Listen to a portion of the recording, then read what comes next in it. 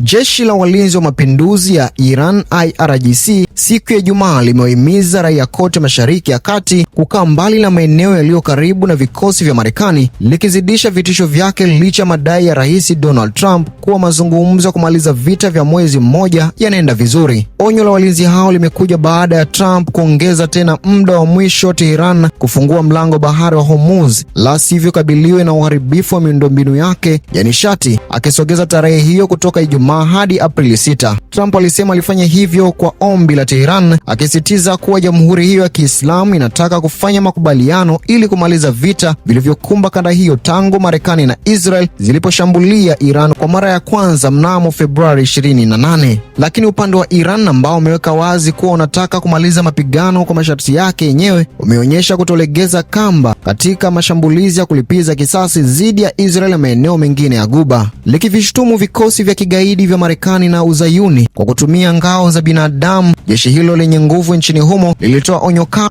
kwa raia: tunapendekeza muondoke haraka katika maeneo ambayo majeshi ya Marekani yamewekwa ili madhara yoyote yasivipate, walisema saa chache baada ya jeshi la Iran kutishia kushambulia hoteli zinazohifadhi wanajeshi wa Marekani kote katika kanda hiyo. Onyo hilo linakuja huku nchi ya Kuwait ikisema bandari yake kuu ya kibiashara iliharibiwa katika shambulio la drone alfajiri. Walinzi hao pia walisema mlango bahari wa Hormuz umefungwa kwa meli zinazosafiri kuelekea au kutoka bandari za maadui, na kwamba umezirudisha nyuma meli 3 zilizokuwa zikijaribu kuvuka eneo hilo. Asubuhi ya leo, kufuatia uongo wa rais fisadi wa Marekani akidai kuwa mlango bahari wa Hormuz ulikuwa wazi, meli 3 za makontena za mataifa tofauti zilirejeshwa nyuma baada ya onyo kutoka kwa jeshi la majini la IRGC. Walinzi hao walisema kupitia tovuti yao ya habari ya Sepa News. Bei za mafuta na hisa zilikuwa na mchanganyiko siku ya Ijumaa baada ya Trump kusogeza mbele kwa mara ya pili onyo lake wa Iran la kuondoa kizuizi kwenye usafirishaji wa Hormuz, hali ambayo imesababisha bei za nishati kupanda sana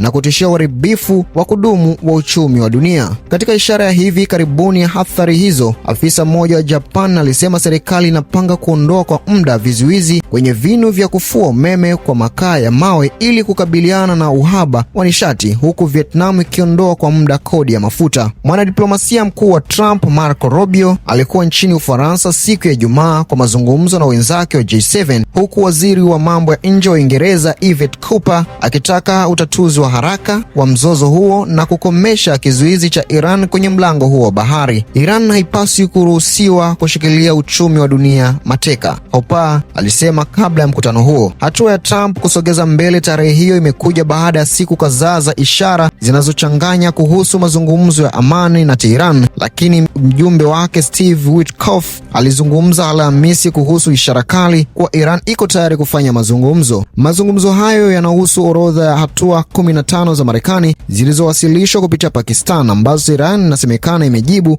na sasa inasubiri majibu. Shirika la habari la Iran Tasnim lilisema Tehran inadai fidia za vita na kuheshimiwa kwa mamlaka yake juu ya mlango bahari wa Hormuz. Tehran pia ilitaka kukomeshwa kwa mashambulizi ya Marekani na Israel dhidi ya Iran pamoja na makundi washirika katika kanda hiyo, ikirejelea Hezbollah ya Lebanon miongoni mwa mengine. Mkuu wa haki za binadamu wa Umoja wa Mataifa Volker Turk alihimiza Washington siku ya Ijumaa kukamilisha uchunguzi wake kuhusu shambulio la mauti kwenye shule ya msingi ya Iran siku ya kwanza ya vita, akidai haki kwa madhara makubwa yaliyofanywa. Kulingana na uchunguzi wa awali wa kijeshi wa Marekani ulioripotiwa na gazeti la The New York Times, kombora la Marekani la Tomahawk lilipiga shule hiyo kutokana na makosa ya kuelekeza shabaha. Tangu kuanza kwa vita hivyo, afisa mwandamizi wa tamaduni wa Tehran alisema mashambulizi ya Marekani na Israel yameharibu angalau makumbusho 120 na maeneo ya kihistoria na kitamaduni kote nchini, ikiwa ni pamoja na jumba la Goldstan lililoorodheshwa na UNESCO jijini Tehran. Vyombo vya habari vya ndani vilithibitisha mashambulizi mapya katika mji mkuu wa Iran siku ya Ijumaa, pamoja na mji mtakatifu wa Qom